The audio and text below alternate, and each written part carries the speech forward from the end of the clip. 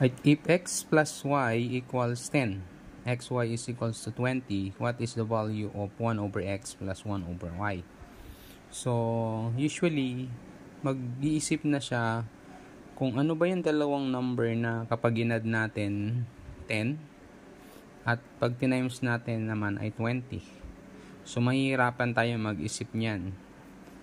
So, ito na lang gagawin natin, yung 1 over x plus 1 over y.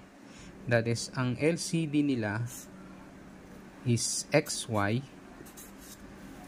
Xy divided by x is y times 1 is y plus xy divided by y is x times 1 is x.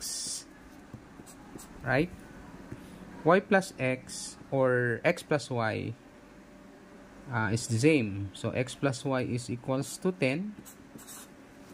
Diba yun sa taas, x plus y is equals to 10 or y plus x is equals to 10. Then xy is equals to 20. Then therefore, that is equivalent to 1/2. So the answer is 1/2.